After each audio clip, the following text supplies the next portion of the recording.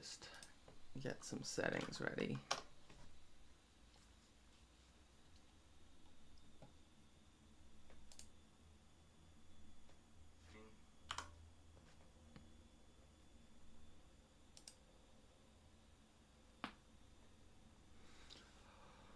Here we go.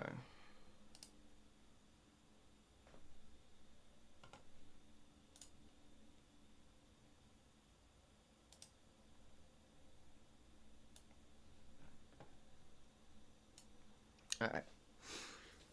This is where we were up to at the end of the last stream. And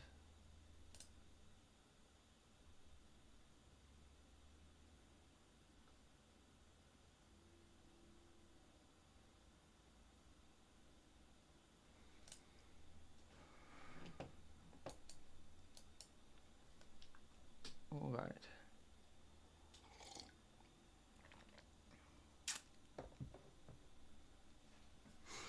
Just gonna get to work. Here we go. Just want to figure out how long is this gonna be. I think I want about 6 frames before he starts walking in. Probably take him that long to arrive.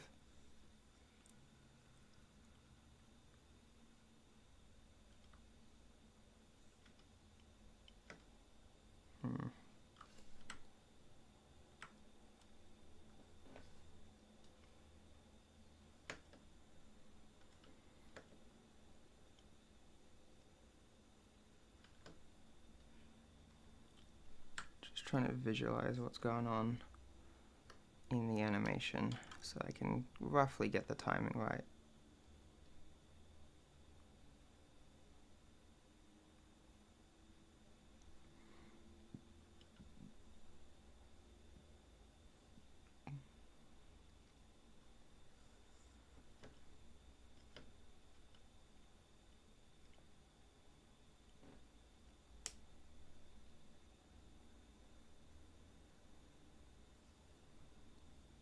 Alright, I reckon that's going to be it, roughly.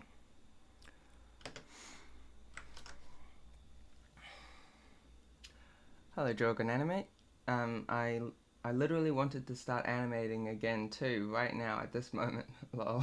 Hello. Hello, it's nice to have you back. Level 99. Hey, I made it. Very nice. I'm glad you're here. And it just started. It did. Hang on.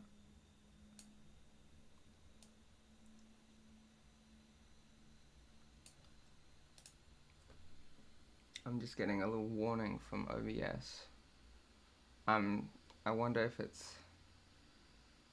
Let me know if there are any problems. I'm trying to stream at 1080p this time rather than 720, which is what I've been doing so far. So just let me know if there are any issues with the stream, and then next time I can go lower.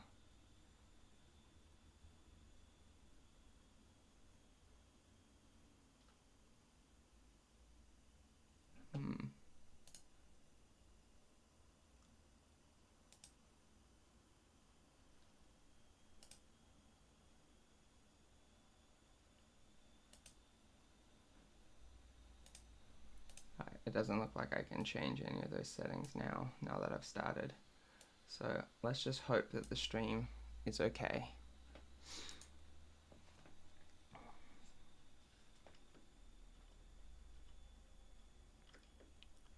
Alright, so if he's gonna walk in, he's gonna look at the classroom, he's gonna turn and start writing. So I reckon that's gonna happen about there.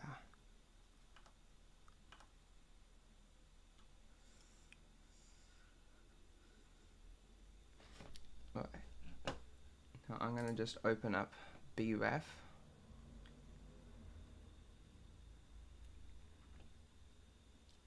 Definitely prefer 1080 because it makes the text easier to see. Yeah, no, that's fair enough. Honestly, when I started streaming, I didn't even realize that that I wasn't streaming at 1080p because in the settings, I had set the resolution to 1080p, but I didn't realize that there was a scaled resolution specifically for streaming. So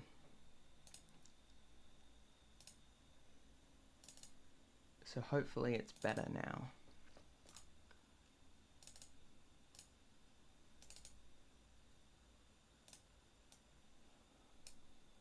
Alright. And I'm just going to use this to get a reference for my character as I draw him. Ah, I haven't set it to view on always on top. There we go.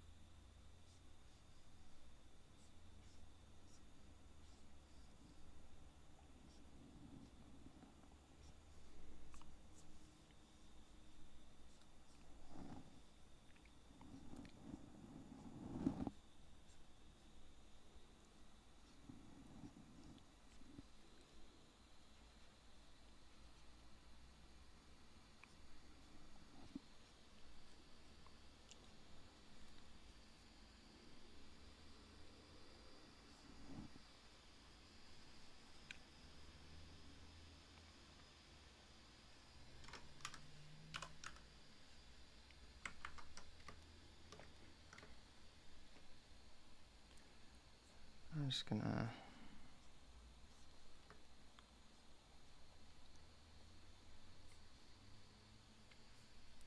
draw that there.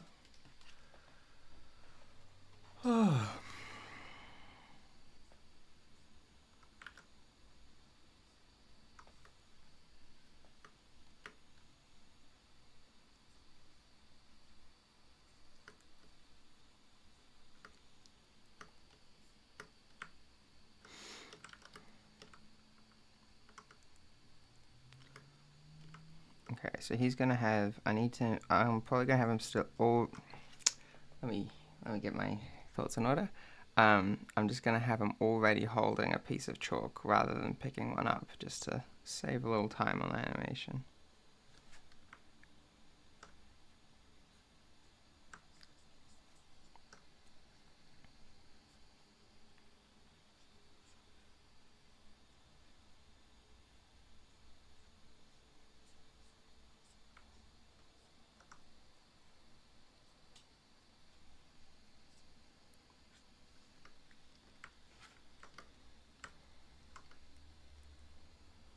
And then should he have his hand on his hip? I feel like I do that too often. When posing a character, I always put a hand on the hip, and I just don't feel like I should do that this time.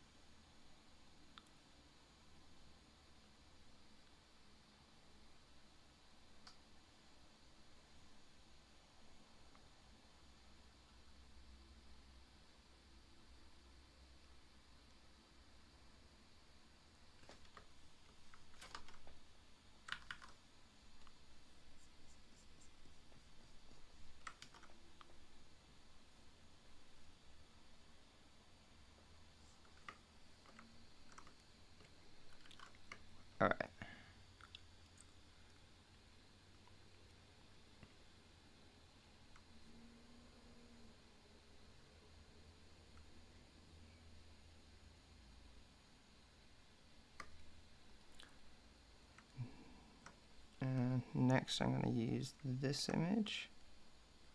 Why does it keep resetting my scale? Oh, that's really annoying.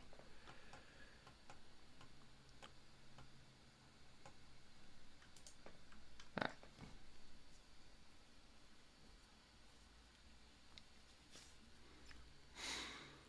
Here we go.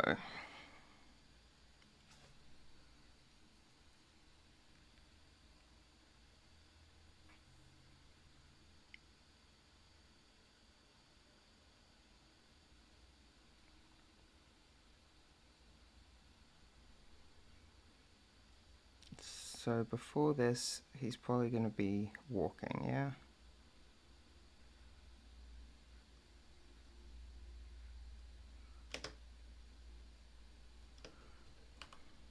I reckon he needs to be standing there a little longer.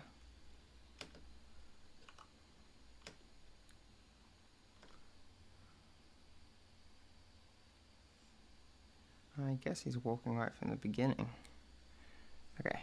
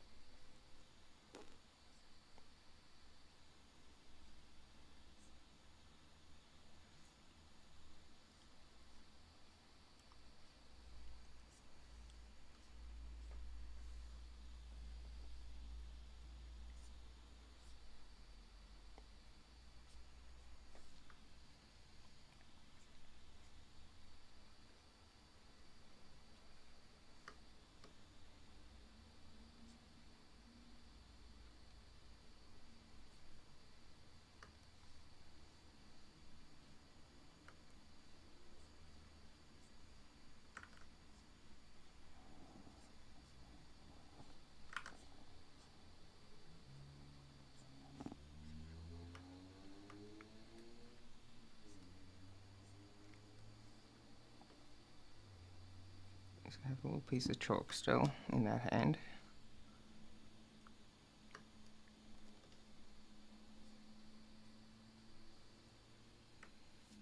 That feels a little too purposeful of a walk. He's just walking into class. I'll have his hand down like this.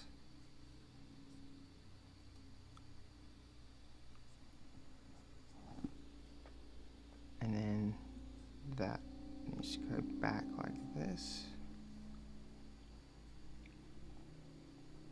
And this goes forward.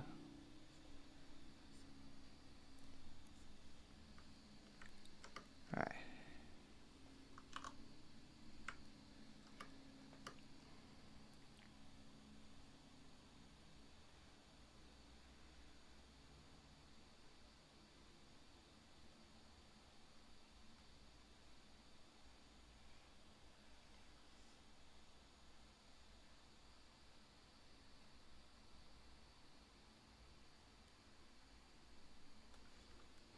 Alright, there we go. But I'm going to have him off screen.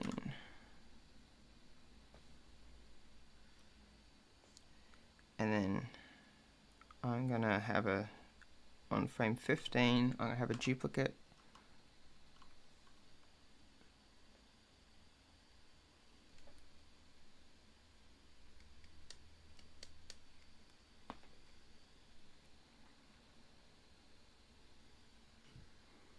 And then I'll have him walk in.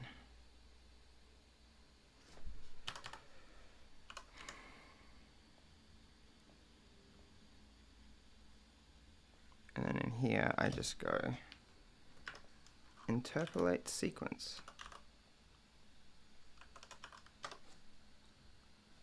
And then down here, I'll set the step to 2 every 2 frames on all layers.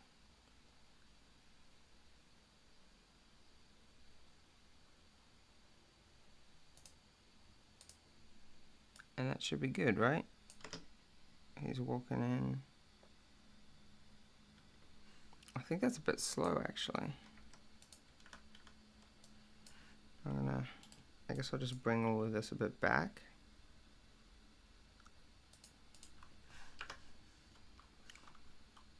Interpolate sequence.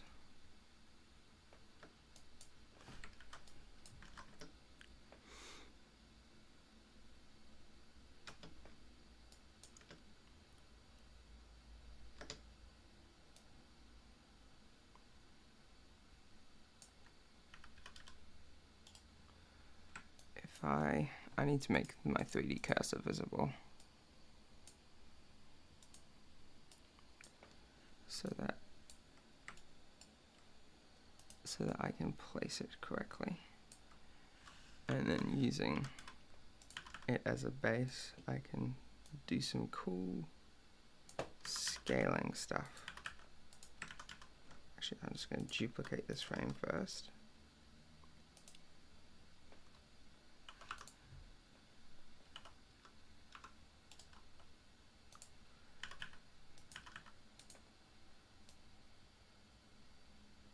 And then I'm going to interpolate this sequence. And then rather than a linear, I'm going to use a custom curve and make it really lots of easing.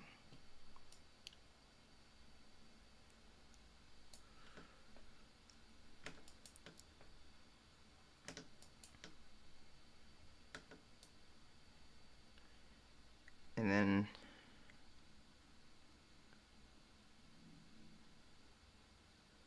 I'm going to shear this way.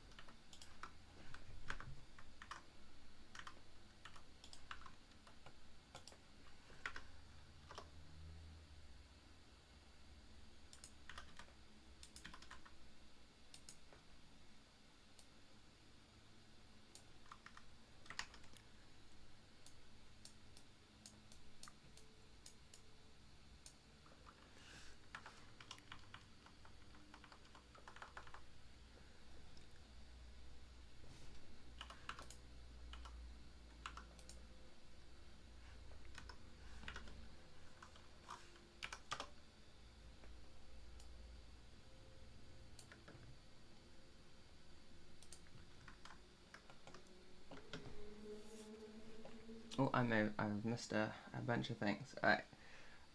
Made it to what's happening, keyframe blocking. Yeah, I'm just doing the rough animation. I in the past I would probably just go in with the rig, but with my new way of rigging, it makes it a lot more flexible, but it needs a lot more planning like this. So I'm just doing some roughs. I've never seen this kind of thing in dozens of tutorials I've watched. What exactly are you doing? Just doing like timing stuff. Yeah, so basically I'm just doing keyframing. I'm also using some like transforming the drawings using shearing or skewing and like stretch and squash. Even though like I'm not gonna transfer that into what the rig will animate like exactly, but it just gives me a better sense of the timing when I can kind of feel like the character's moving rather than just snapping from pose to pose. Um,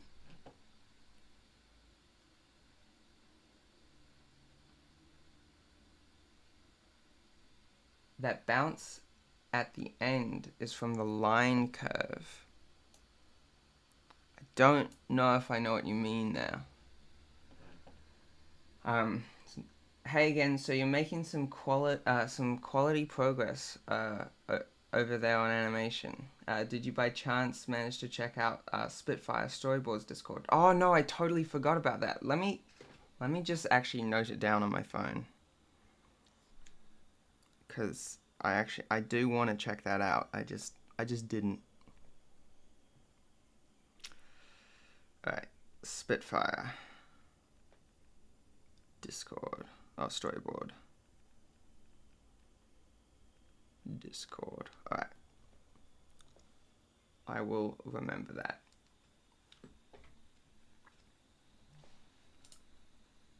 Also, how are you doing? I'm doing well. I'm a little bit tired. It's you know, because it's in the morning. It's not that early in the morning, but like, I don't know, feels kind of early for me because I'm unemployed. I've been sleeping in. Is it better to do this before doing audio, or should you do the audio first and animate to the audio? I should do the audio first. I don't want to do the audio first, but I should do the audio first. I don't know if he's going to say anything though. He might say "who threw that" or something, because I'm going to have him as he's writing here, someone's ball of paper is going to hit him in the head and he's going to whip around, and I just need to decide if he's going to say something.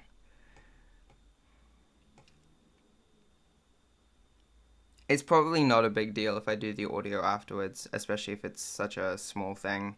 Like if it was obviously if it was like a talking shot where he's actively trying to say something, then it would be better to have the audio first. But I think for this shot, I'm just gonna get the roughs first, and then I'll record. If I'm gonna record some audio, I'll do it before I animate with the rig.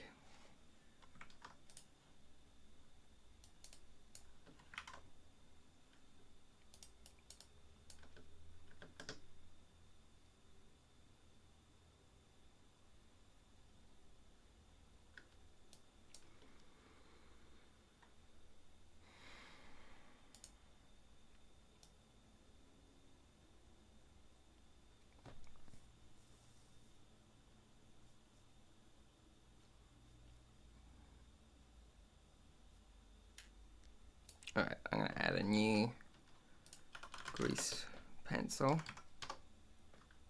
object. I'm going to isolate it and draw a crumpled up ball of paper.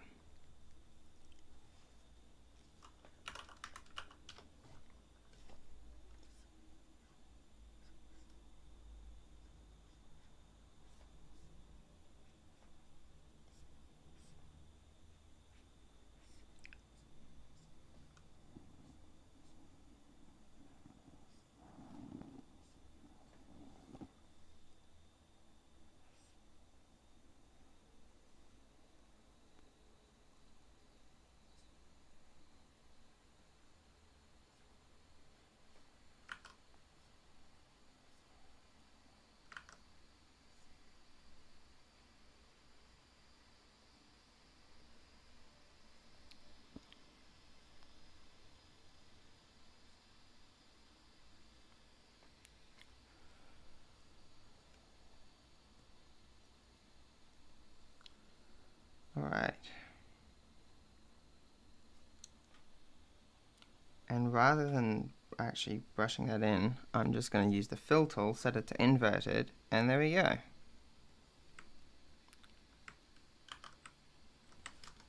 Right.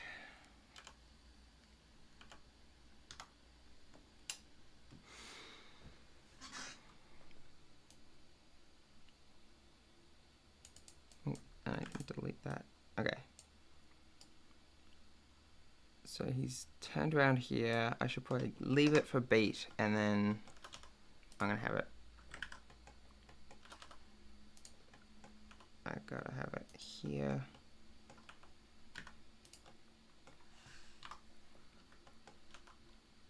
There. I'm going to scale it down a little bit.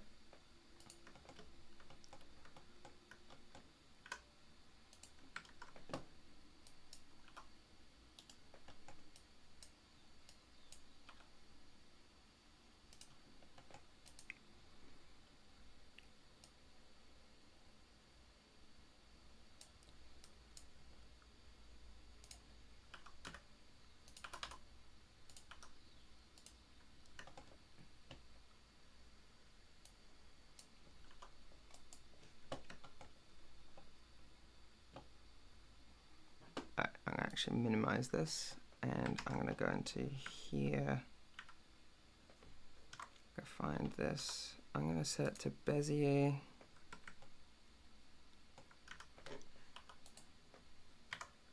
Okay. X location. That's good. I'm going to set that to linear. Y location. I'm going to set that to linear. And Z location. I'm actually going to do this.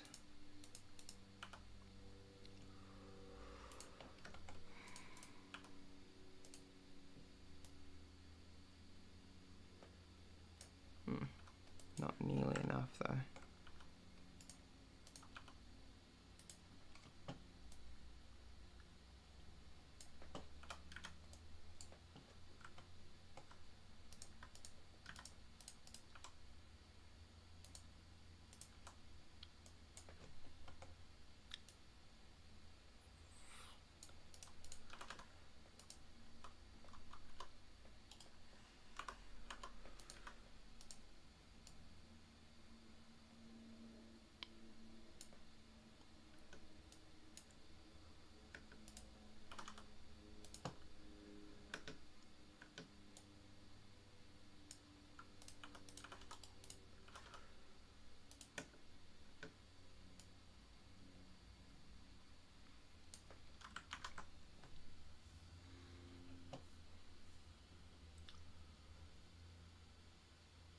If if he doesn't speak, then his stash movements will will be for naught.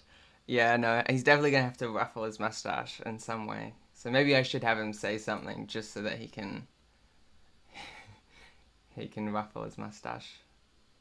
If you do the audio first, once you animate your shot to it, uh, if you do audio first, once you animate your shot to it, kind of nice hack to just offset your animation keyframes 1 or 2 frames back.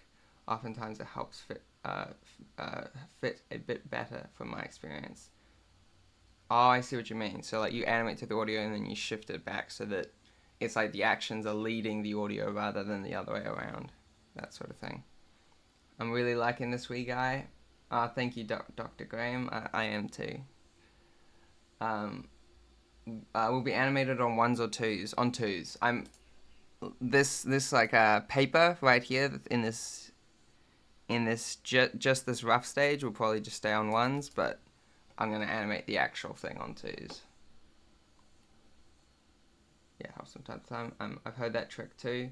Yeah, I have too. I think especially for lip syncing. I don't know if I've ever like offset an entire character by 1 or 2 frames, but I've definitely felt like when I'm doing the lip syncing, if I feel like even if the mouth shapes are changing on the right frames technically, if it feels like it's dragging, I can just offset it. And it makes a lot of sense because when we're talking, we'll make the mouth shape before we make the sound, you know? What does 1s and 2s mean? So when you're animating on 1s, so for example, my scene is currently set to 24 frames per second. So every second of animation, there are 24 images. But back in the day, when you'd animate things frame by frame, that could get really expensive because you have to do 24 drawings. So you'd just animate only every other frame is a new drawing, and that's called animating on 2s. Whereas if every frame is a new drawing, it's animating on 1s. So yeah, just like Rook's now explained.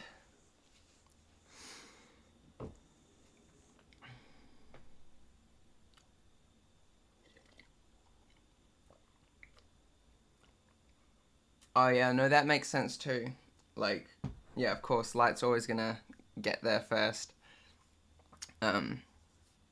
Although I heard somewhere that your brain processes audio faster than it does visuals, and so there's a certain distance at which things sync up again.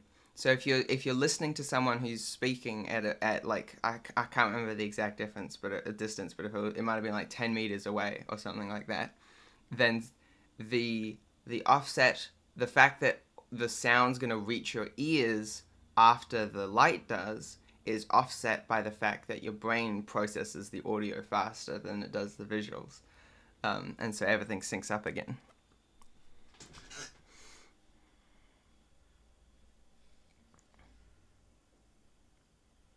Although that doesn't really affect how you animate, because it does, because that difference between audio and visuals is going to be the same no matter the distance.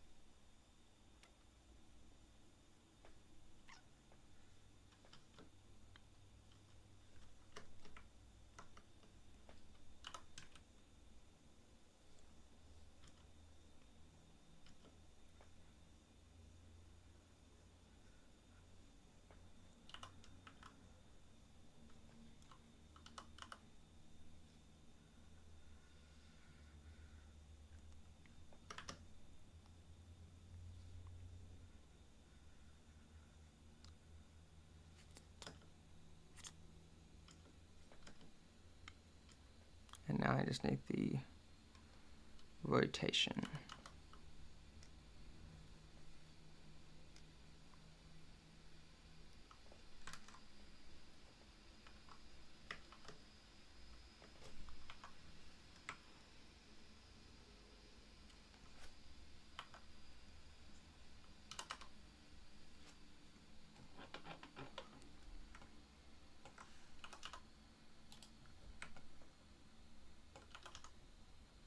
Ah, perfect.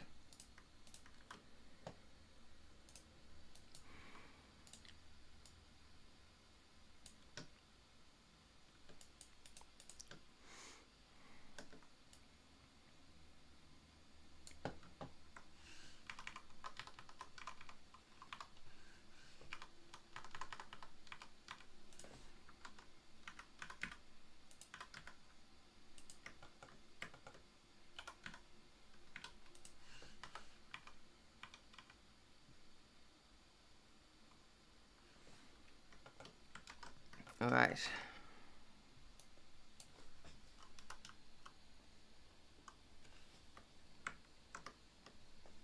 And I'm just going to open up BREF again. Oh, that is not what I meant to do. All right, and this time I'm going to look at this view.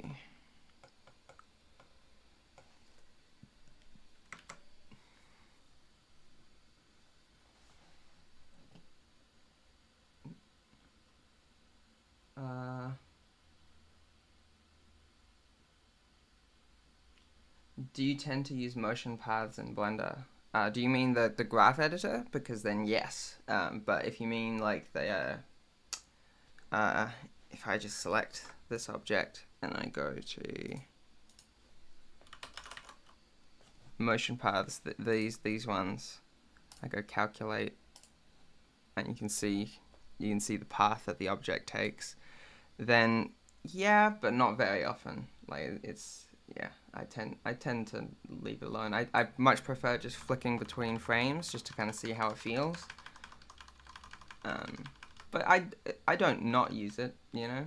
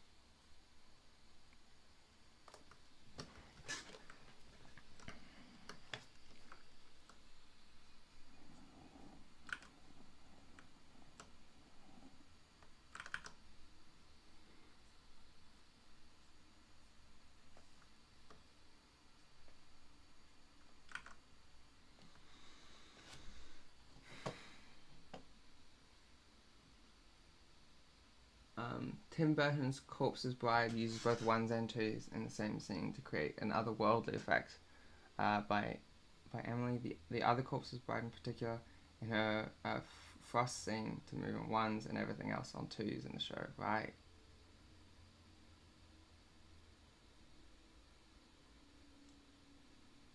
Yeah, I love those sort of behind the scenes effects. They did something similar with uh that's Spider-Man Into the Spider-Verse. Like they had different mixing ones and twos and threes, just to create different effects. But I didn't know that about the Corpse Bride. I need to go rewatch that, see if I can see that.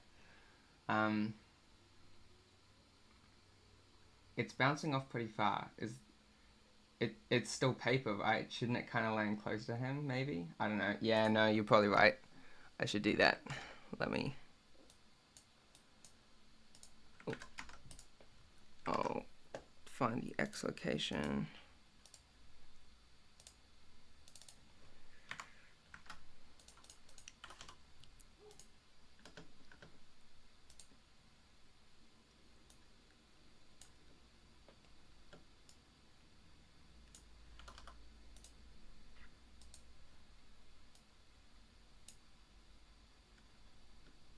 Also the Y location looks a little bit odd. I'm gonna reduce that a lot. There we go.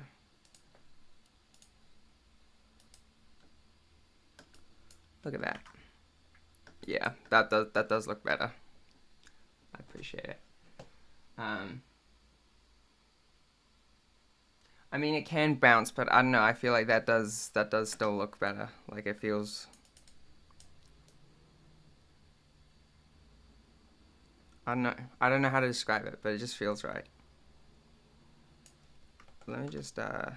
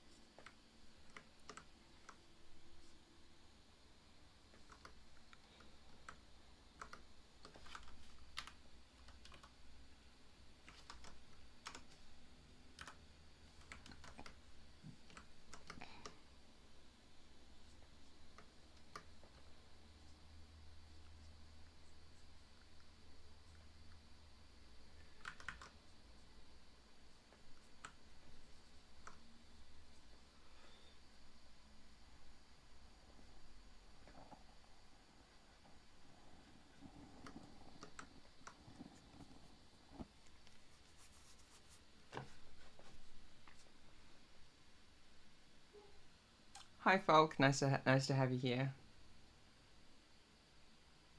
Uh,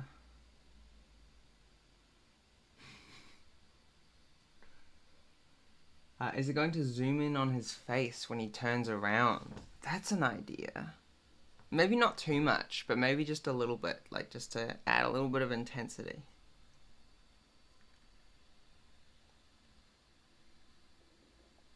Yes, I have heard the news about NPR. That's really exciting. I think it's gonna be big for the Blender community.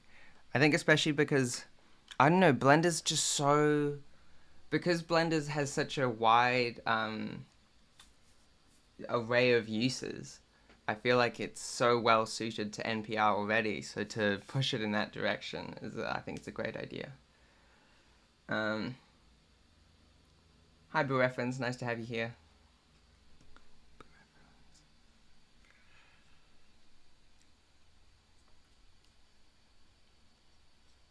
Just trying to get this pose looking natural.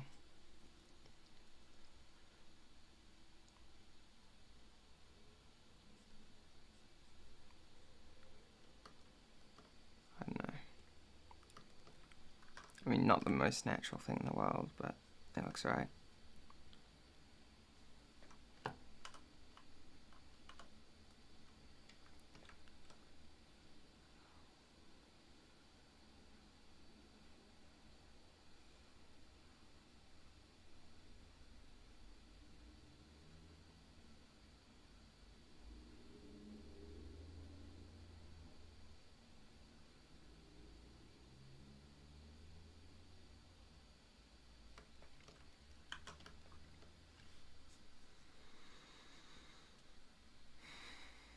How often do you use grease pencil effects? Not particularly often, honestly. I don't know. I don't know why, but I just don't use them that often. I think I like to keep things simple, you know. But they are great. I should use them probably a little bit more often than I do.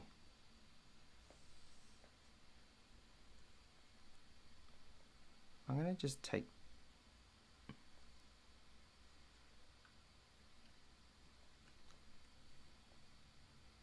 I'm going to take this frame and put it at the end here.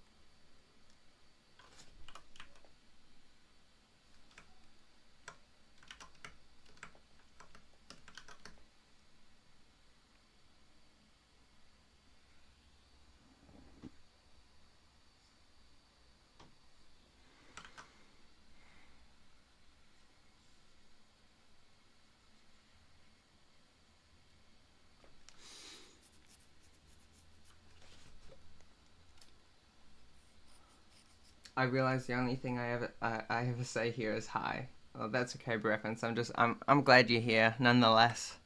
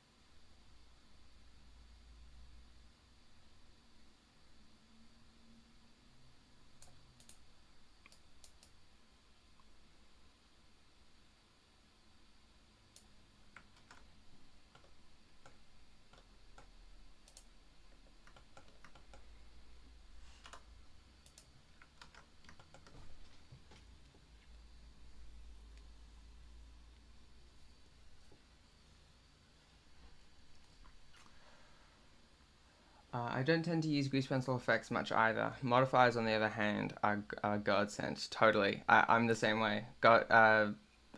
Modifiers are amazing. I just love them so much.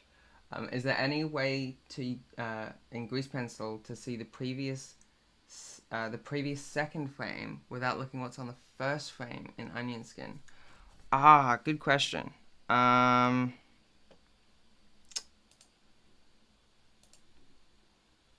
I don't think so. That's really annoying. You can increase the number of frames on either side that you see. Oh, okay, you can filter the types of keyframes. So if you instead of saying filter by type, instead of saying all, you set it to keyframe, and then you set the previous frame to be I forget the shortcut. Keyframe type. If I set that to a breakdown pose, and I set this one to a keyframe, it's already a keyframe. Then here you can see, and I set this to 2 before. Yeah, so now it skips the last one because it's a breakdown pose. That's a bit, it's not exactly the most amazing thing in the world, but it's, better than nothing.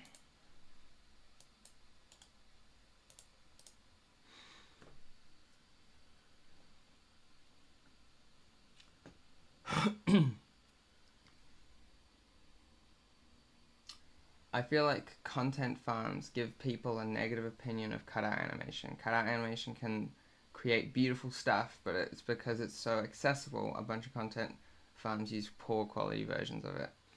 Yeah, no, I totally agree. I feel like people think cutout animation is like inherently worse than frame by frame, but only because when they see good cutout animation, they just assume it's frame by frame. Like a lot of people assume Hilda is animated frame by frame, but actually no, it's rigged. It's just rigged really well. But then then on the other extreme, there are people who are like, "Oh, frame by frame is too expensive. Let's just pump out a bunch of rubbish cutout animation." Yeah. The way you designed your character is similar to the design of the characters in Don't Starve. Are you a fan of that game? I haven't played it a lot, but I do like it, and I really like the animation style. It wasn't intentional to make him look like that, although you're not the first person to point that out.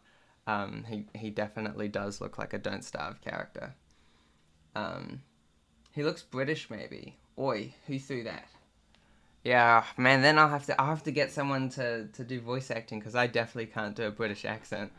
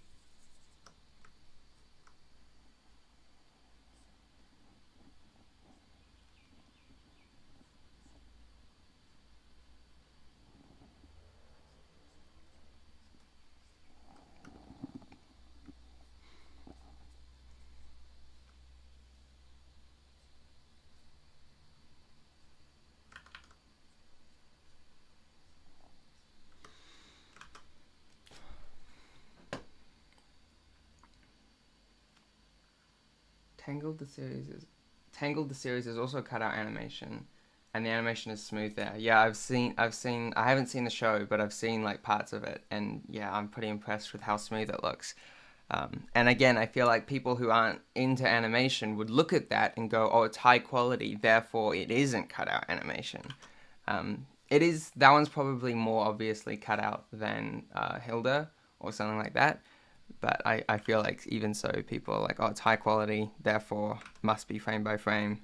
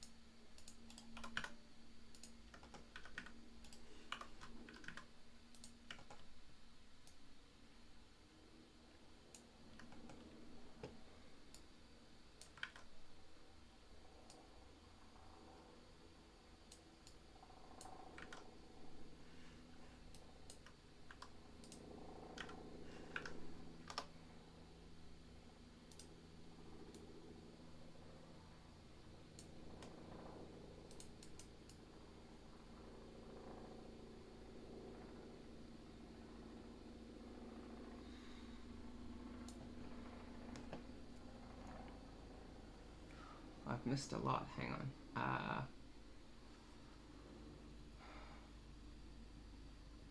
Who wanna be a cutout animator like you are now, animating frame by frame? Wait. So let me try to understand this.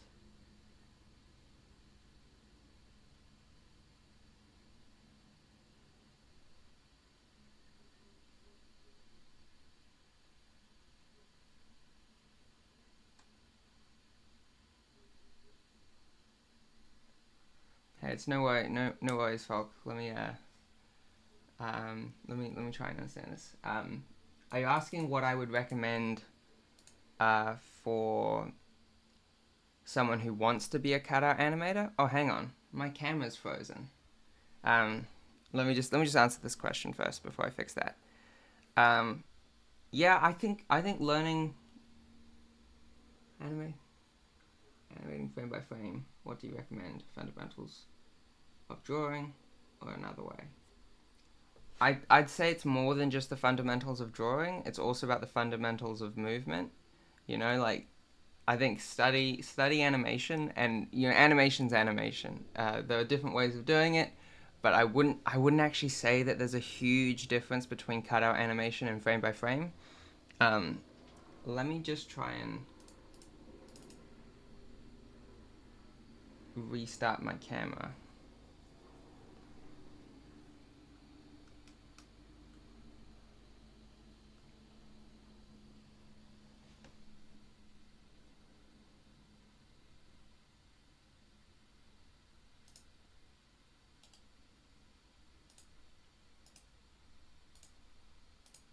Like add video capture device, add existing. No, that didn't work.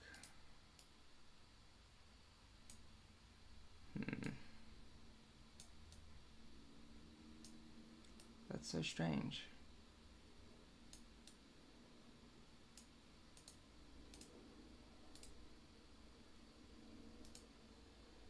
Let me try and fix this.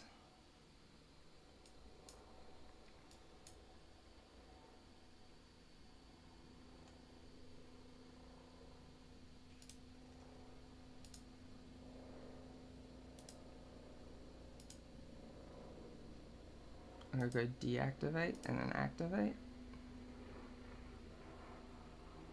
Did it work? Hey, there we go. Okay. Sorry. Alright. Sketchy Squirrel, do you remember the resources you used to learn Blender? Would you happen to have a list, whether it's books, lessons, YouTube videos, etc.? Most of what I find is for beginners.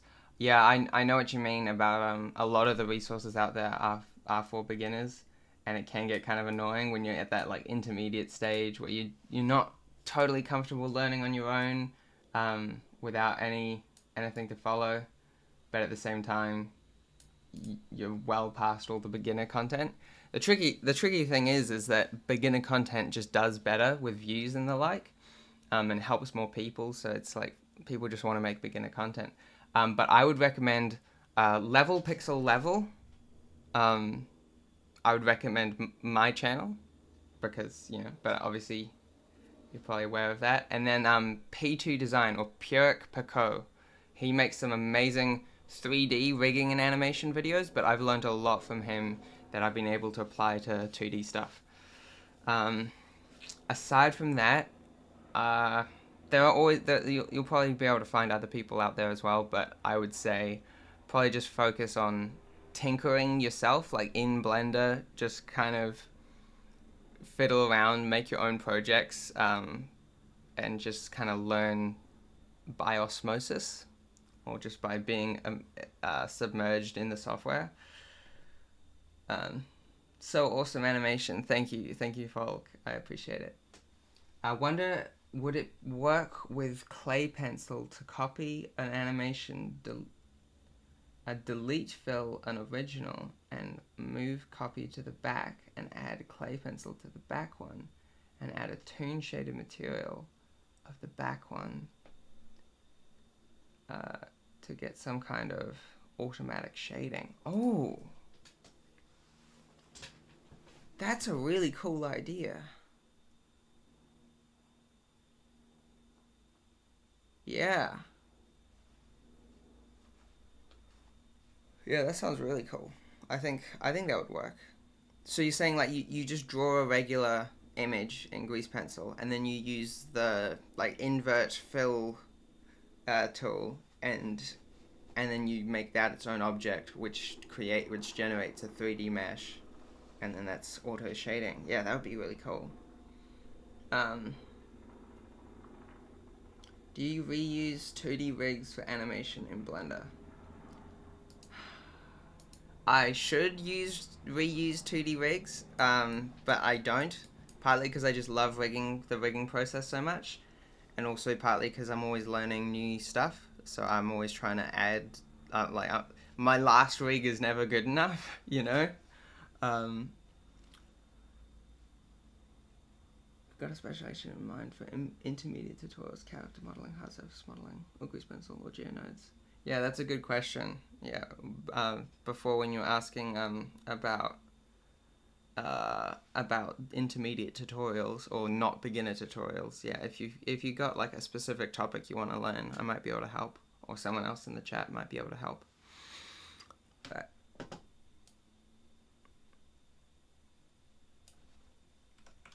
I find this so strange that it's not allowing me to interpolate correctly here. Let me try again. If I duplicate this frame, it's an exact copy.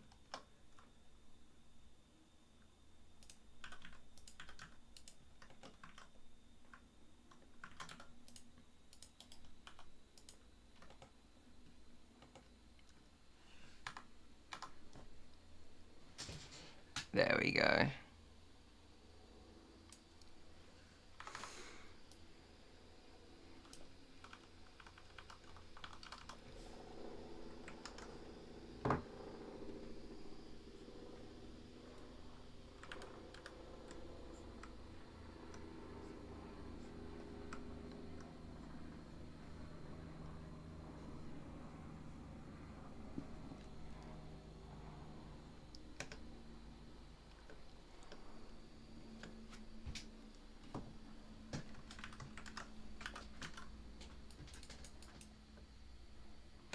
Alright, I think I am going to have him say something, and I think I do need the audio, so I'm just going to open up Audacity. Hopefully the fact that Audacity and OBS are both using the same mic isn't going to cause any problems. Alright.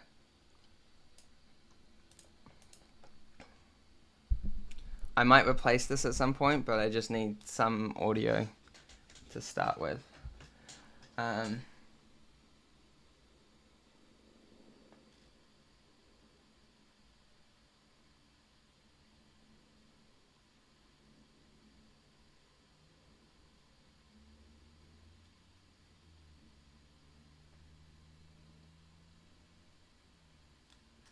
I'll try again, this time asking for AI help. I'm already an animator, but I want to get better at frame-by-frame animation.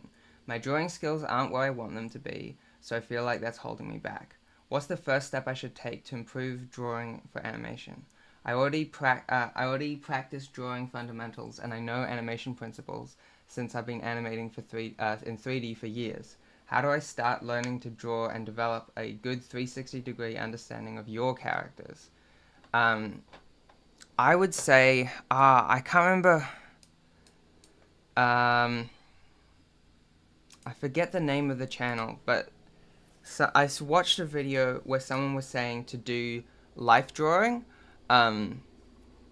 or, so life drawing is like when you just sketch a pose, or figure drawing, and so you just quickly draw a pose as quickly as possible.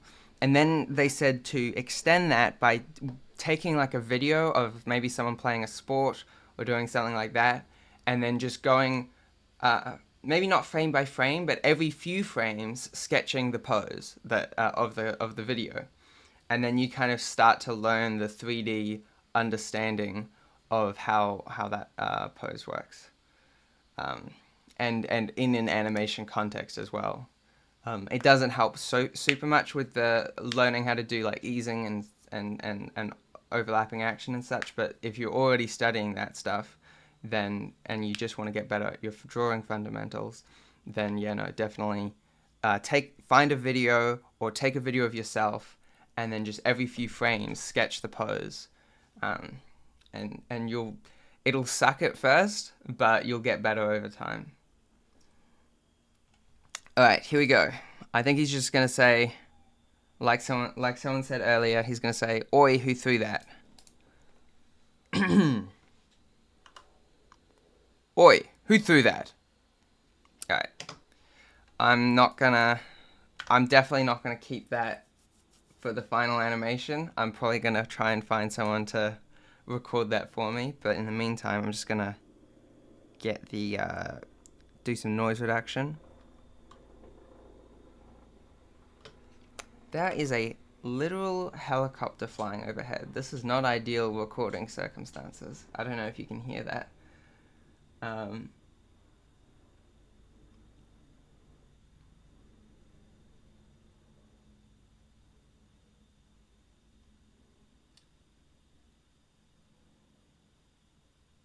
Look up Glenn Vilpu or Glenn Kian. So Glenn's apparently good figure drawings. Yeah, have fun. All right.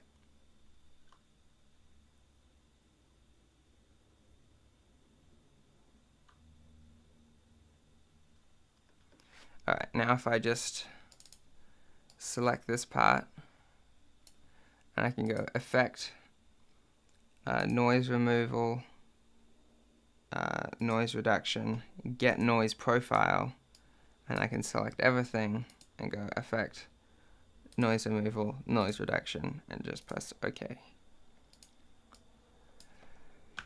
Alright, File, Export Audio.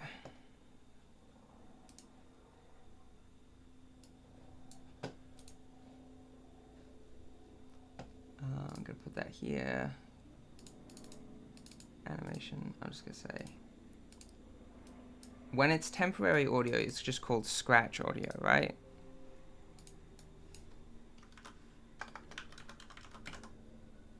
Scratch audio.mp3. Export. Alright. Now if I have a horizontal split and find the video sequence editor, and then I go find that audio.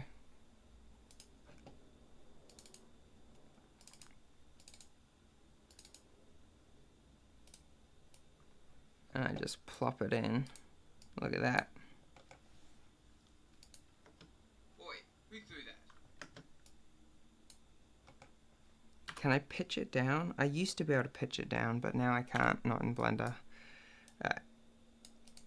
I'm hoping...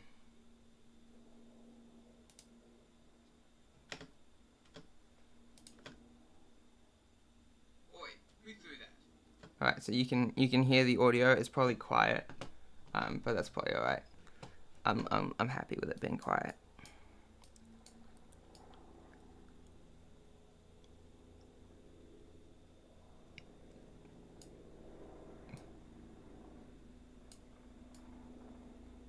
Boy, we threw that. I need the playback scrubbing. And rather than frame dropping, I'm going to say sync to audio. We threw that.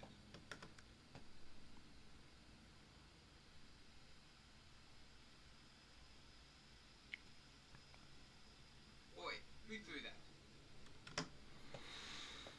Cool.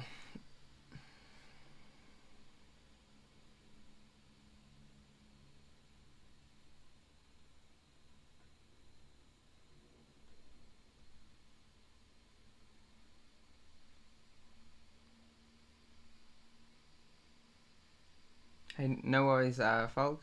I'm glad I could help, and I'm glad that other people are leaving some great suggestions as well. Did you name him yet? No, I haven't named him. Part of me wants to call him Nikola Tesla just because he looks like Nikola Tesla, but I don't know if you got suggestions. You know, I'm all ears.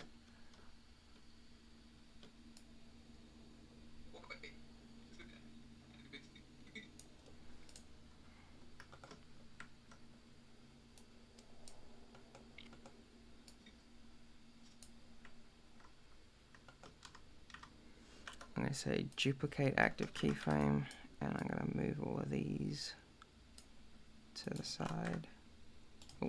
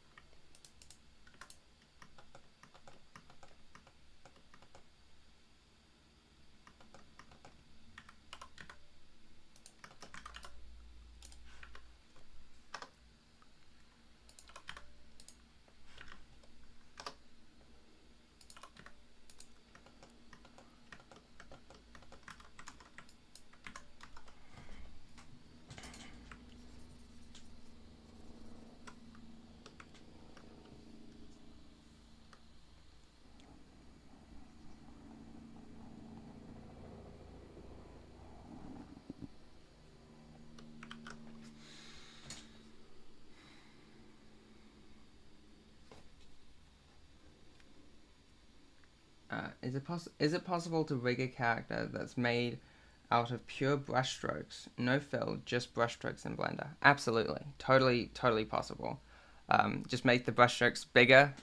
Also, I love that. Like if I look in 3D, I look from the side view, you can kind of see that brushstrokes have depth to them, so you can almost make like a 3D character using grease pencil brushstrokes. So go for it. I think that's a great idea. Stylistically, that could be really interesting. Um, you can do that with vertex paint, I believe. Yeah, if you want more control over the colors, definitely use vertex painting.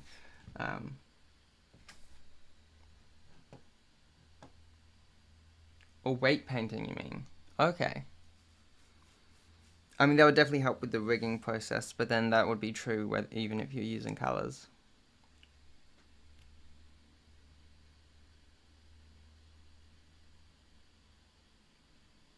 Do you like Grease Pencil version 3? Yes, I do. I do like Grease Pencil version 3. I don't know. I haven't found a big difference. I know that you've got group layers now, and I kind of like all the brushes down here at the bottom. But yeah, I think it's a good. I think it's a big improvement. I think it's gonna be good.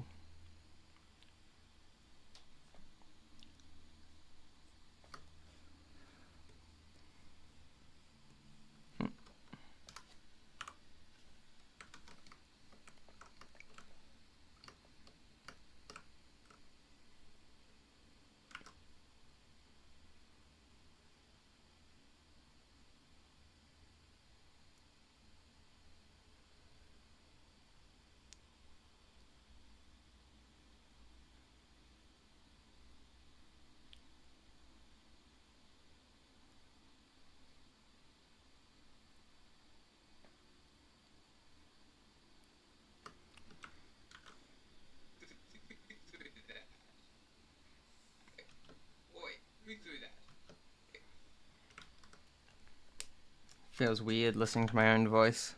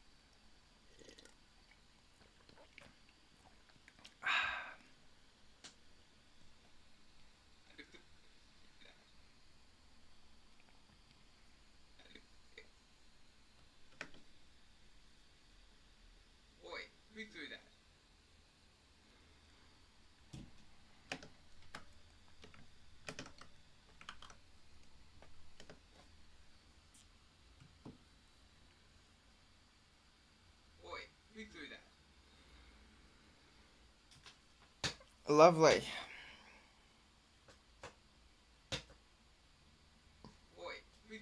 I think there's too much of a delay between the hit and him asking who threw it. I need to reduce that.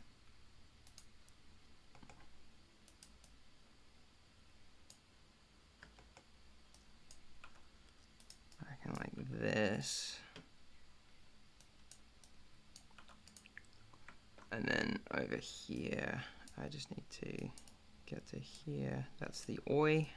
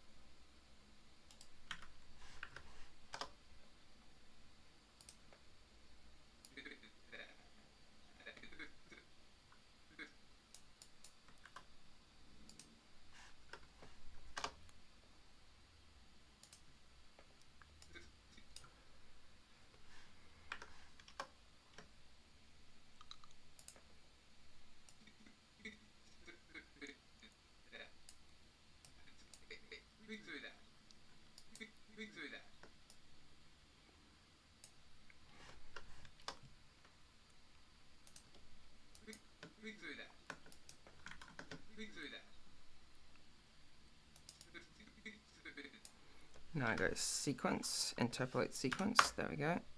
Yeah, nice easing. Alright.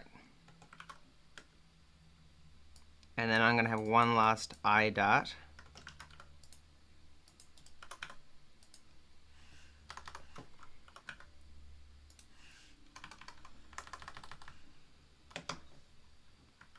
And then that's it.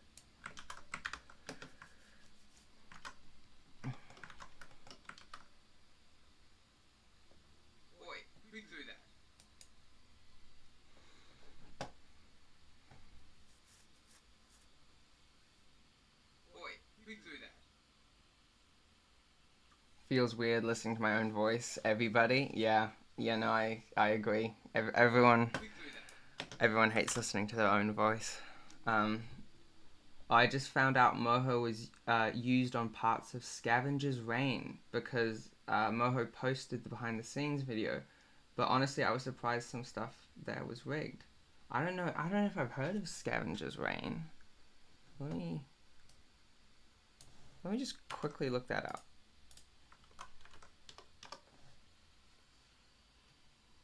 Wow, that looks really cool. And if I add Moho to that search. Alright, I'm gonna have to look at this afterwards. But that looks really cool. Yeah. Alright.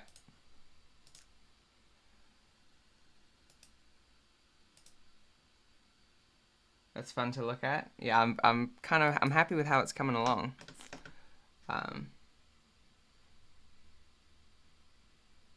I don't like Adobe. Yeah, no, that's fair enough. I don't know of anyone who likes Adobe, honestly. I know lots of people who use it and even like use it almost exclusively, but I don't know anyone who likes it. It's like that it's that meme. Have you seen where it's like two people shaking hands? On one hand, it's Maya users, and on one hand, it's Blender users, and what they're shaking hands on or agreeing on is that they both hate Autodesk.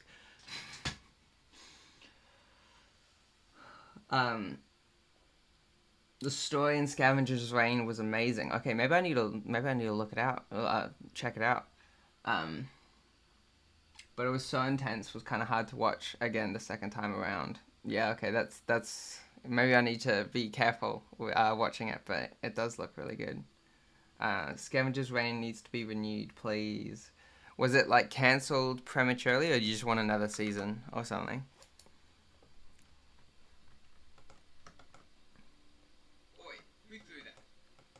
Alright, I think I'm done with the rough animation. What time is it? It's only 11.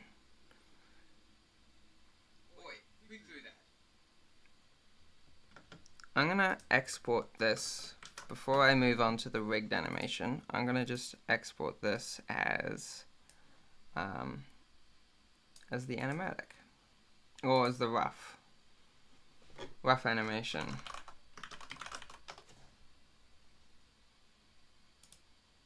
.001. I'm not gonna export as a PNG sequence.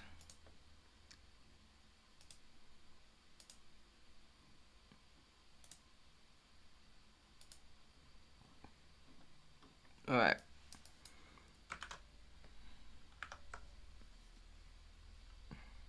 Oh, actually that's a problem.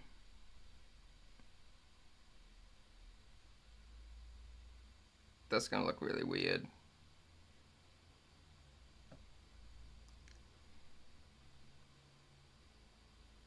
Let me just cancel that. Hang on. If I go to the character, I'm just going to turn off the grease pencil, the actual character. And if I go to the background, I'm going to turn off the rough animation. If I go to the foreground, I'm going to turn off the rough animation.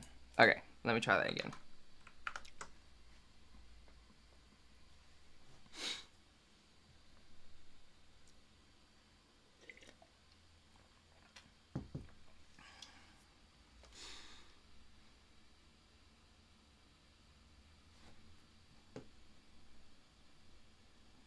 Adobe popularized the subscription models in software. Yeah, I think it is Adobe's fault, you know, that everything else is now subscription based. Yeah, and thus they are hated, exactly. I wonder if it was worth it for them. I'm sure tons of people ditch them for free options at this point. Oh, I know so many people who've. I saw this really creative video where someone basically was doing like stop motion animation, but with their own body, and it looked really cool. And it was just a video about their breakup with Adobe and how they've like over the years just started ditching Adobe products because Adobe sucks. Um,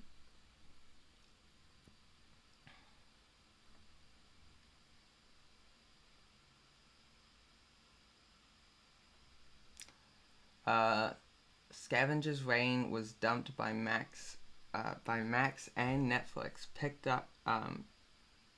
Was ditched by Max and Netflix picked up the license, but the show didn't do well enough on the platform to be continued. Oh, that sucks.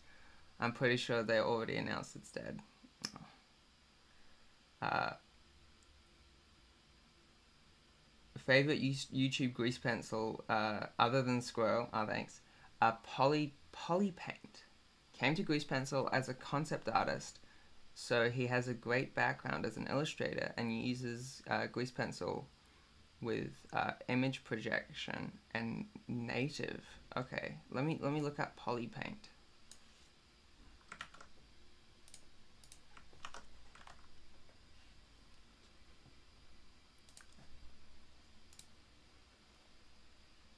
I feel like I should be aware of every grease pencil YouTuber, right? I think I may have seen one or two of this guy's videos, but I should definitely check him out. Yeah, let me just show you. Yeah, this guy looks pretty cool. Oh yeah, no, I definitely need to. I'm gonna subscribe. All right.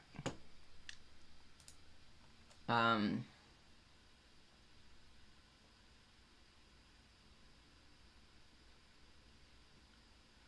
All right. Felix Sputnik has an older storyboarding in 3D tutorial that was standard 4 years ago. It still holds up.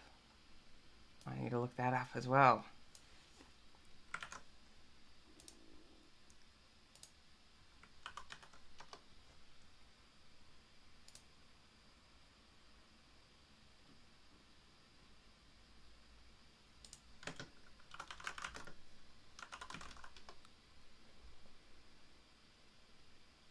I don't know if I was able to find him. Pepe Land, absolutely great channel there. Sophie Jantak, awesome. Yeah.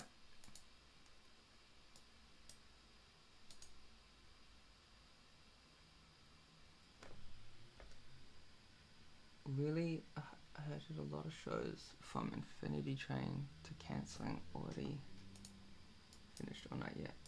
Animated movies on time. Yeah, that's a shame. I've watched some of Infinity Train and it looks really good. Yeah. CG Cookie has some good tutorials going through the brush settings, which is surprisingly helpful. I do really like CG Cookie in the way that they're very methodical. Like, it can be kind of tedious to watch their tutorials, but at the same time, you know you're not gonna miss anything. There's a ton of great content out there. If anything piques your interest, save it to a playlist and then spend time just going through that predetermined playlist you've curated for yourself. Yeah, that's a good tip. Blender has so much potential. That's so true. I feel like it's grown so much in just the last few years, and yet now, and it's still got so much more it can add. It's very exciting. I've been thinking about donating to the Blender Foundation just because I love Blender so much, and it's like I've used Blender for free for so long. I feel like I should help out with the development.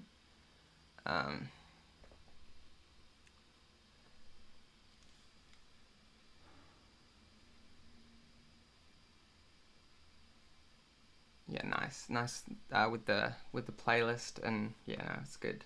It's so nice to have this chat where we can all help each other find new people. Lucas Rusnek.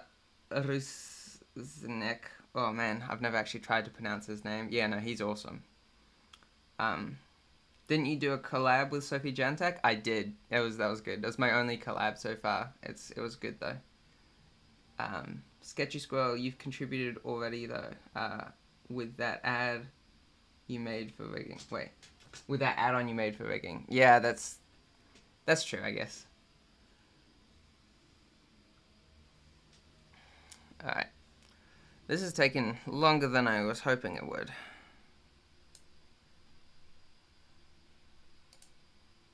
It's on frame 164. Both Sophie Jantek and Gaku create amazing art pieces in Blender. Oh, now I need to look this person up.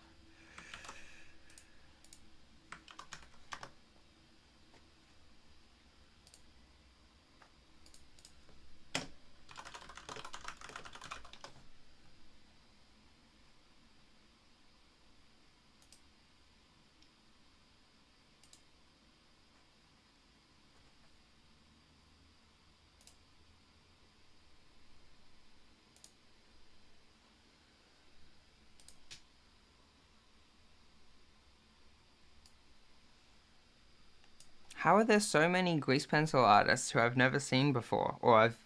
I think I've probably seen some of these artworks on Instagram, but how have I not seen these YouTube channels? Oh no, I have. I'm already subscribed. Man, I need to actually watch his videos. Yeah, these look awesome. Alright, we're almost done rendering the animation.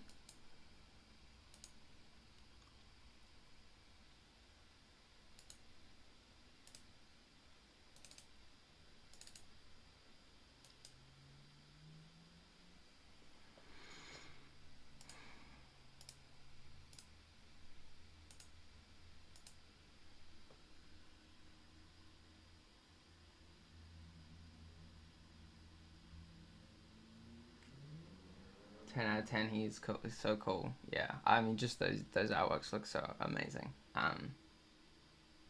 Ooh, the red trolley. Yes. Sketchy Squirrel. Did you see the add-on that allows you to paint in Blender?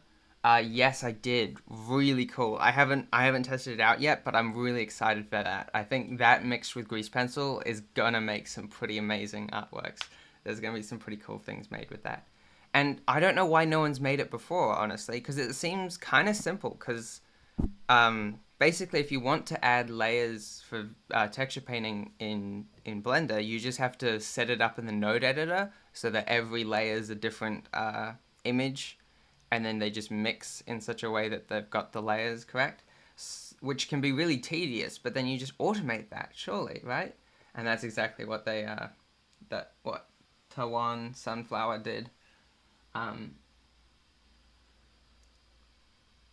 The use of Anastasis Once Upon a December soundtrack, but also really helped the scene. Oh, is that right? You're talking about the Gaku guy. Yes, I do recognize the splash screen. I did think I've seen something just like this, and yeah, of course.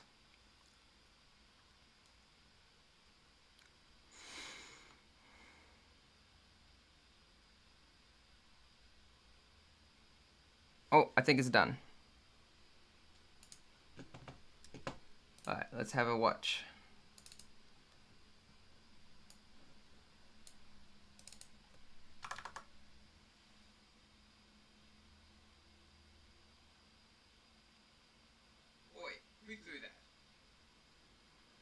Alright, I'm pretty happy with that.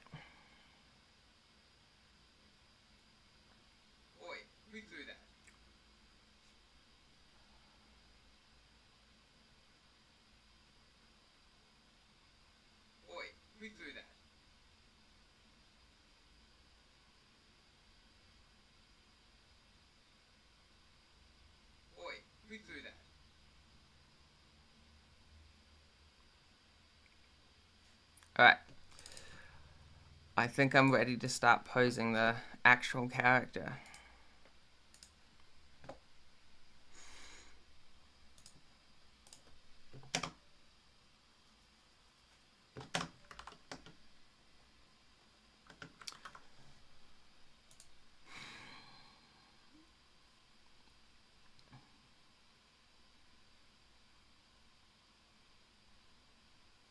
If you like Gaku's temple scene, take a look at Wu Tianting. Oh man, I'm sorry about the pronunciation. Ink Tools, an add-on that looks like Chinese calligraphy. Really cool. Okay, I should definitely look at that. Ink Tools. All right. Can you use nodes with grease pencil geometry? I tried it once and felt like it was impossible.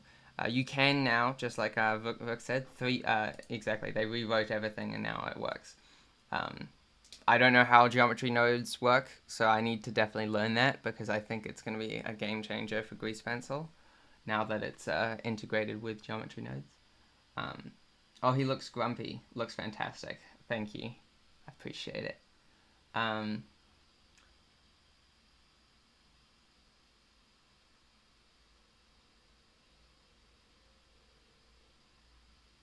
Tutorials, yeah, on geometry nodes. I think probably the best thing to do is just look at the geometry node tutorials that were already made for the 3D side of things, kind of learn how geometry nodes work, just get the logic there, and then it's probably not going to be a huge leap over to grease pencil.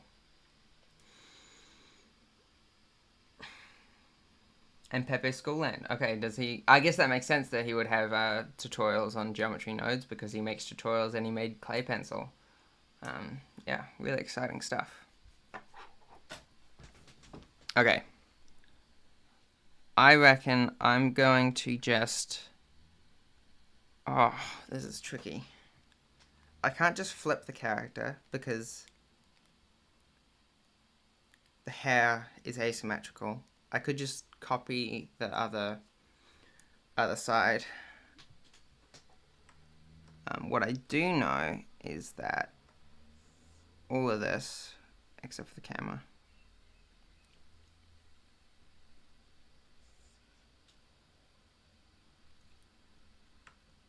well, what's going on over here?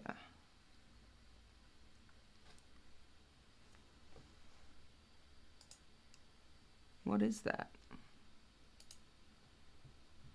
Oh, of course. I did not mean to select that. Okay. There we go. Oh no, it's selected again.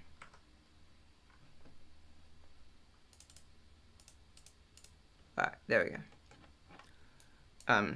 In the past, when I did the walk cycle, I had all of these keyframes for the turnaround at the end of the timeline, but actually, I don't see a reason, and the reason I did that is because this is something that we would do in Toon Boom, but actually, I don't see why you wouldn't put them behind the timeline. You know, like the only reason is because you can't do that in because it's harder to copy. Okay, never mind. I take it back. I take it all back.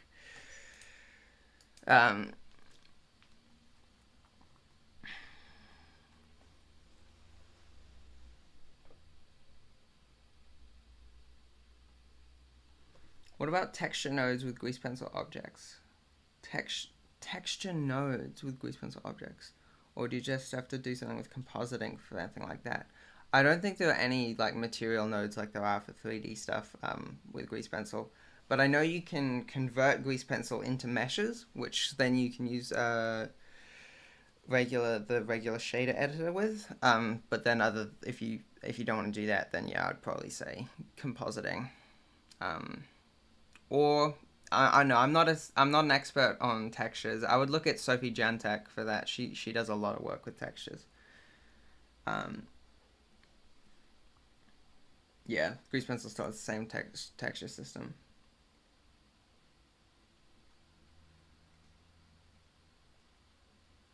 Maybe they do the clay pencil copy, but then line art in front of the mesh, back with the shader thing, right?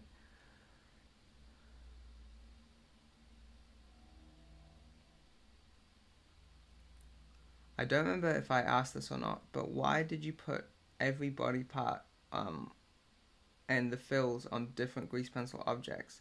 So if I asked already. No worries. There are a few different reasons, but the main one is just so that I can animate the layer order really easily. So if I want this arm to go behind his body, I just move it in 3D space, right?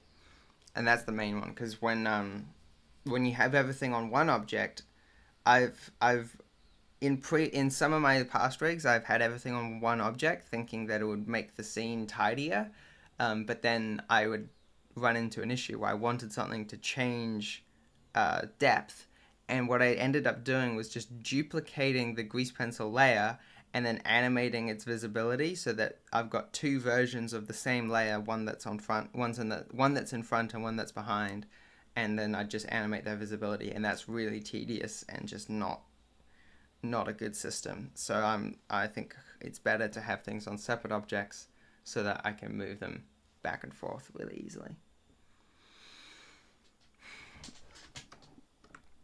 Alright. I'm going to select all the grease pencil objects here.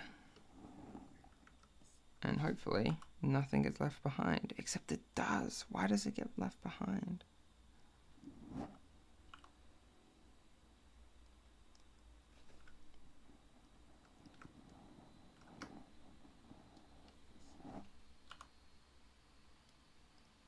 What happens if I'm in pose mode and then I select everything? It's like I can only move either grease pencil keyframes or armature keyframes at a time. That's so annoying. Alright, here we go. I'm just gonna do it like that.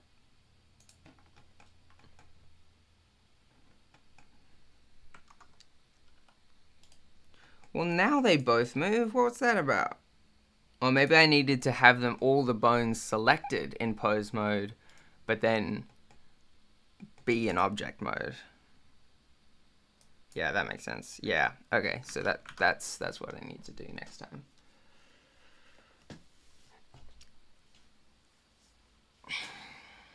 I don't know. Part of me doesn't want to do this. You know, part of me just wants to end the stream, but I feel like I should keep going. I'm gonna put that walk cycle at the end now, just in case I ever want to use it. In the meantime, I'm going to select this. Yeah, I'm gonna select this frame, duplicate it over to frame 1. And I'm going to set up that scale.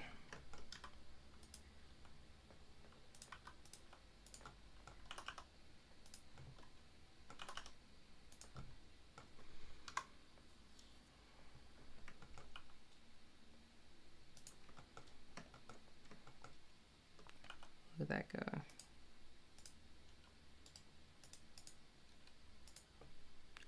I'm just going to turn off the relationship line so that it's a little cleaner.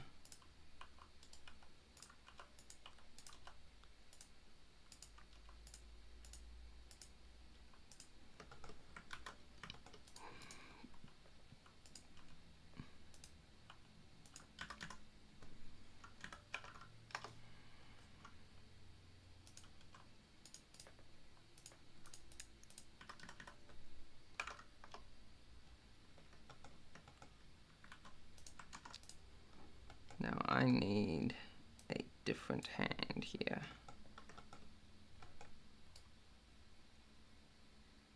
Nope, neither of those hands are good. How about here? Maybe that hand?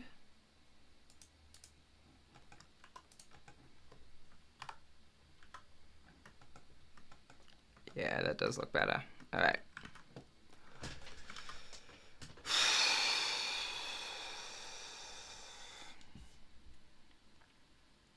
Careful not to burn yourself out. Yeah, that's true. I shouldn't overextend myself. I have other things I need to do today. But at the same time, I'm like,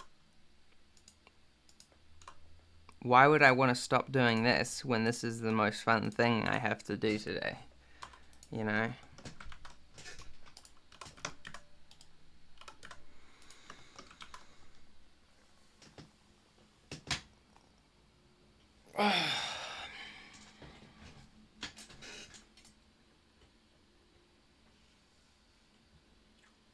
Love this so much. Moving into some audio editing for my project, so I gotta bounce. Looking forward to the next one. Hey, no worries. It's so nice to have you around and hanging out and chat. I appreciate it. I'll see you next time.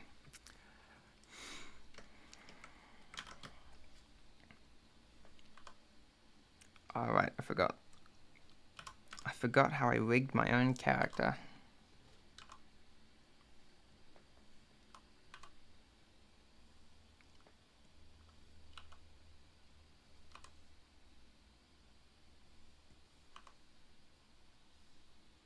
Hang on, that can't be right. I got the legs the wrong way around.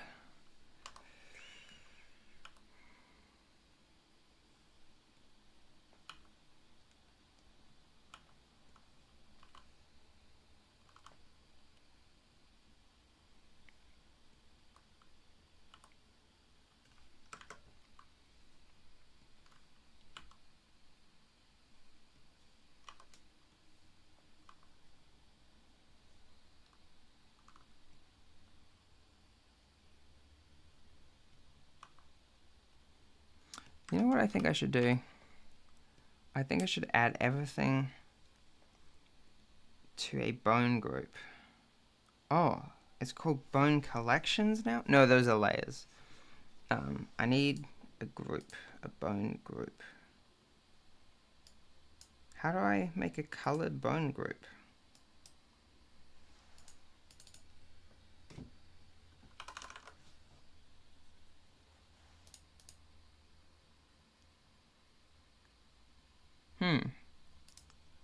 Did they remove bone groups or something?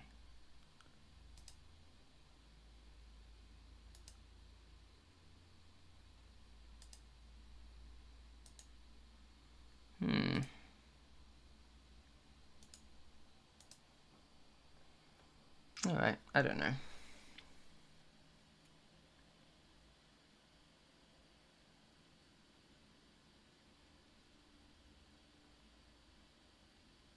There aren't bone groups anymore? I knew that they replaced the bone layers with... I know that they replaced the bone layers with bone collections, but do you know how I can make a colored... You know how back in the day you would have bone groups and then you could change the color of those bone groups and then all the assigned bones would show up as that color. Do you know how to do that here?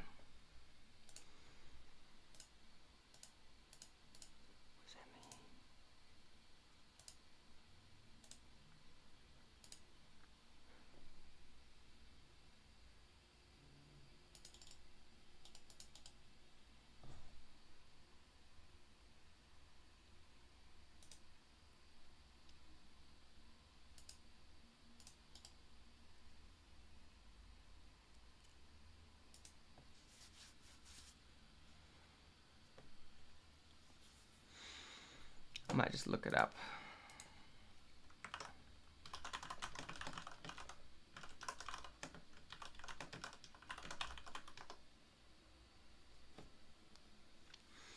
Navigate to pose mode, then within the desired collection, under viewport display, find the bone color.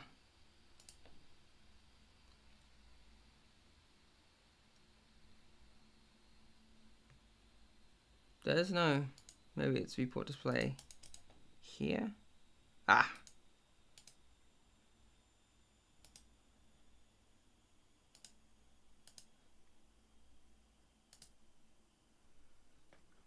So that's on an individual bone basis rather than... I don't like that. Alright.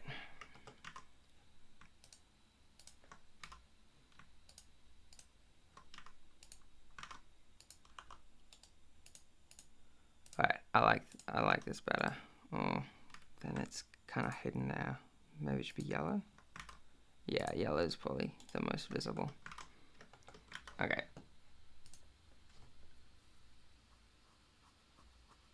I think that you can go into edit and change the colors of them, but other than that, if there's a better way to, I don't know. Unless I'm wrong and they just move bone groups and I wasn't able to find it. No, it looks like they have been removed, but it's what's really annoying is that it looks like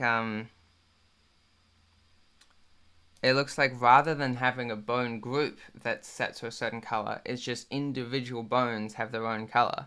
I don't like that. That's alright though.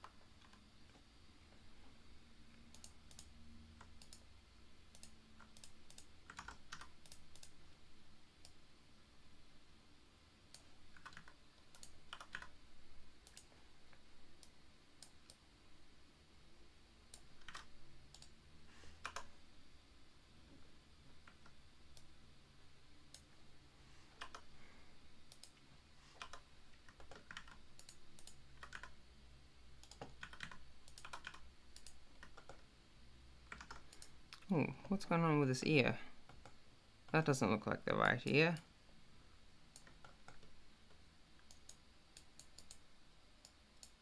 Should be... Oh. Why is that the wrong ear? It should look like that ear. There we go. That's weird.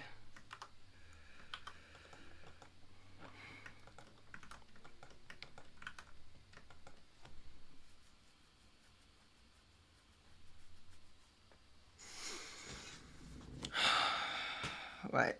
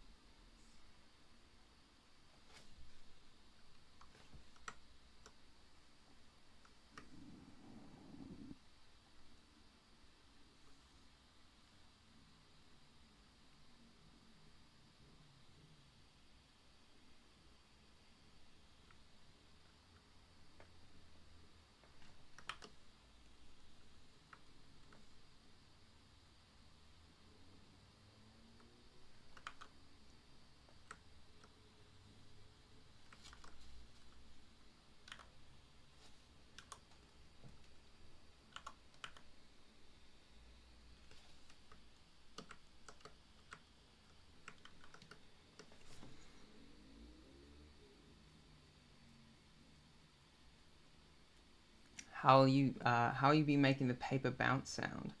I don't know. I'm probably gonna find a lot of sounds on freesound.org, and if I can't, then I'll just record a piece of a piece of paper that's crumpled up. Like maybe I'll squish it and then like release it or something. Do some amateur Foley artist work.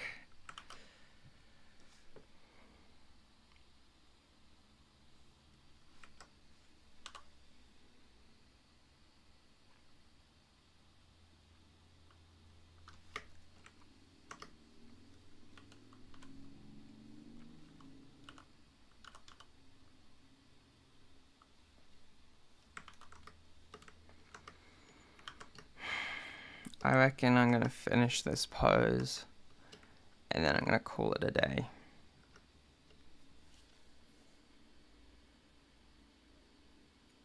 It's really coming together nicely. Thank you. I appreciate it. I'm pretty happy with how it's coming along as well. Yeah. Gotta be careful. Make sure the silhouette still looks nice. Alright.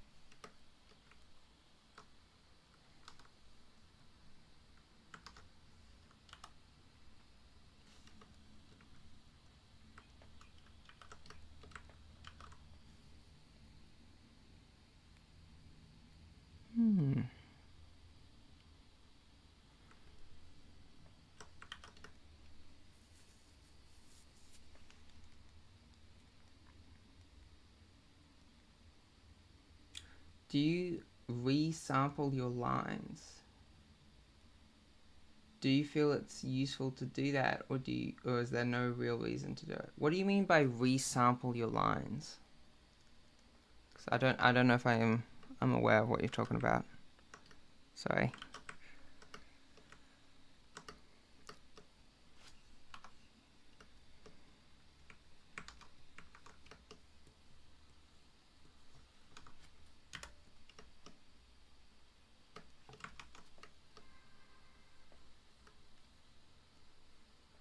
I'm just going to add a sketch layer to the hand, because let's be honest, I'm going to be sketching a lot of hands.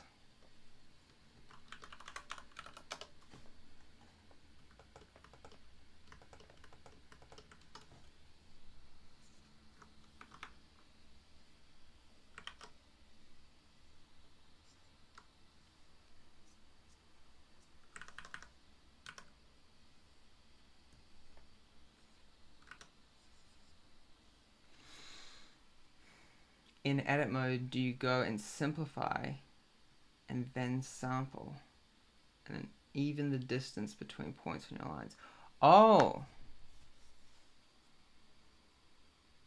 I still don't necessarily know what you mean by sample, Maybe there's something that I don't know that I should be doing. But I generally leave the lines as they are. Like unless there's something that really looks weird, I'll if it looks okay in object mode and in render mode, uh, then I'll probably just leave it.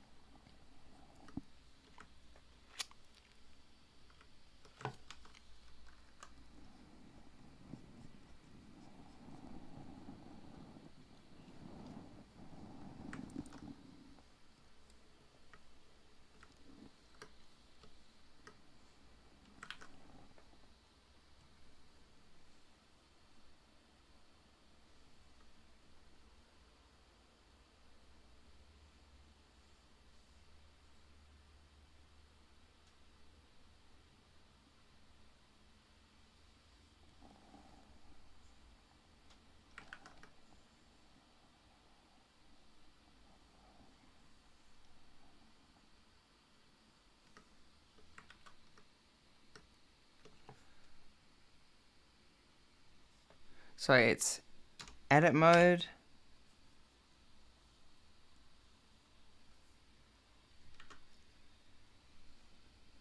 There you go. Edit. Wait, it's edit stroke. Oh, it's gonna go simplify. Wait,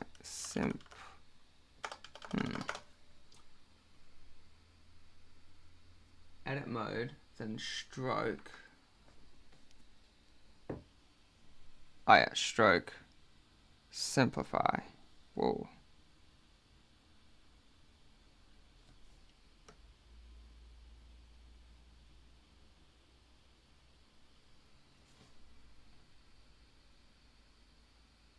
Oh no, you said there's like another whole level to it. So I go stroke, simplify.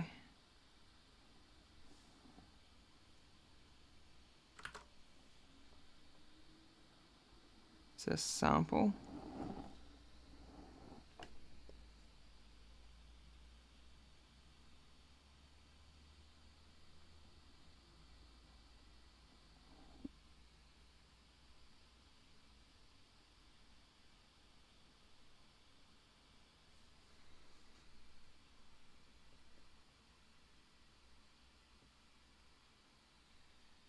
Good evening, Sketchy. How's the night going? It's still morning for me. Just starting the day. But you know, it's going well. Making good progress. So if you just level 99, if you mean just like simplifying like that, I generally don't, but obviously that can cause some lag if there's like too many vertices in your scene. So if you're finding issues with that, then I would probably. Though I still don't know what you mean by sample because I couldn't find that here. If I go stroke, let's join. Yeah, me too. Or maybe point?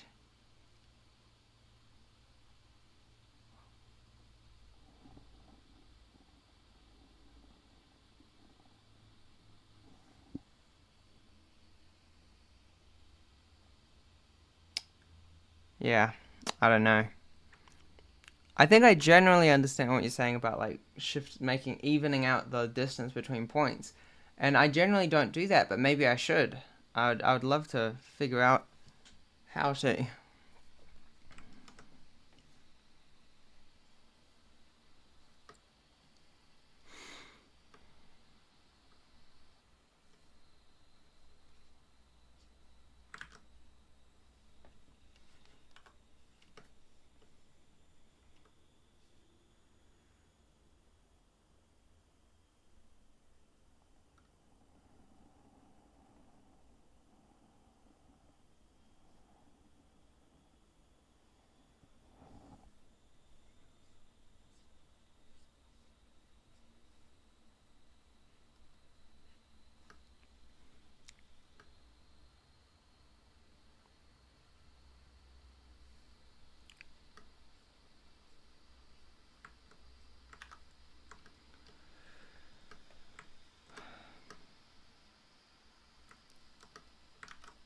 Okay, now here I'm just going to add skin.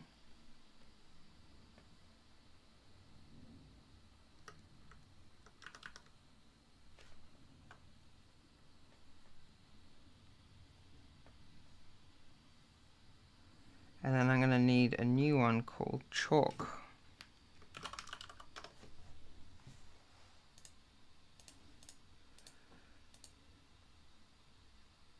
Be kind of a slightly off-white. Alright.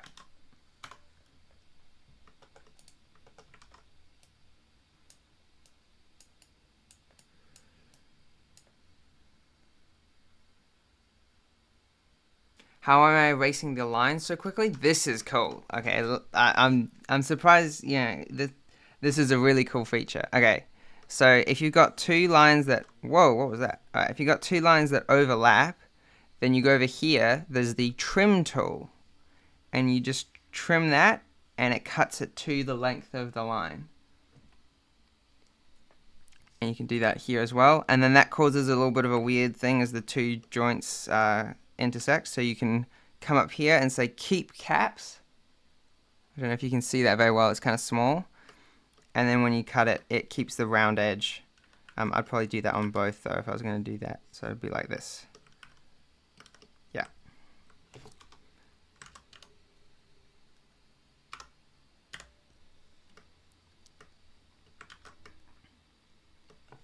Yeah, it's a super helpful tool, that one. And I'm just gonna go into edit mode and move this slightly.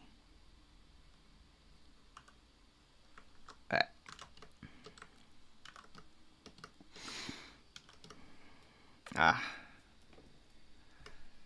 Oh no, where's the knot of my tie?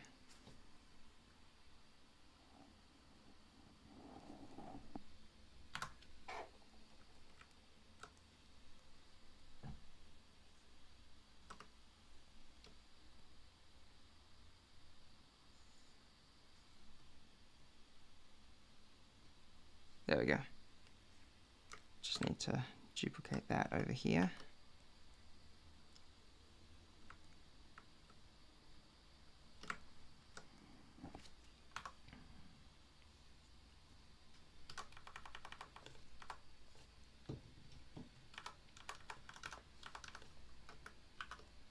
There we go.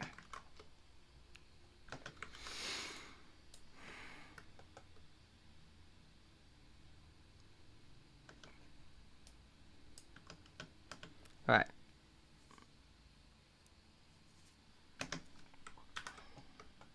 All right, it's almost 12 o'clock. It's been a little bit of a shorter stream today, but I'm pretty happy with. Oh yeah, keep caps. So basically, when you use that trim tool, there are different types of. There are two different ways that a stroke can come to an end. Either it has like a hard cap, where it's like flat, or it's rounded. And so generally when you draw a stroke, it's rounded, but then when you trim it, by default, it'll turn it into a straight edge cap. But if you say keep caps, it'll remain rounded, if that makes any sense.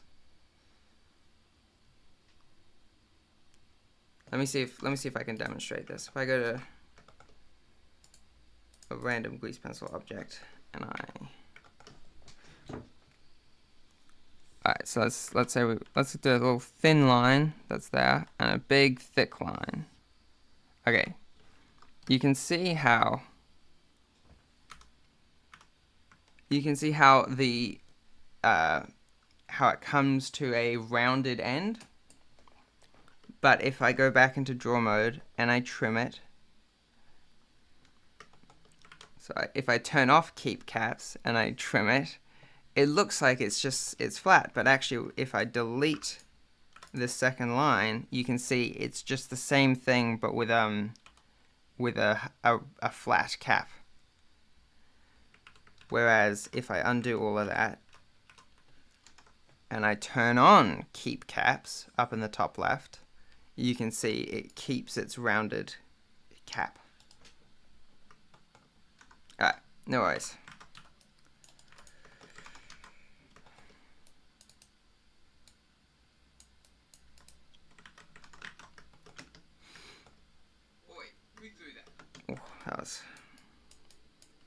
Alright. I reckon I'm done for today. I'm probably gonna stream tomorrow morning as well. I started today at 9:30, but that felt like a bit late. I want to do it earlier. I'm gonna try and aim for 8 o'clock, but I actually need to wake up by 8 o'clock if I'm gonna do that. All right, that's that. I'm gonna see you all tomorrow, hopefully. All right, catch you soon.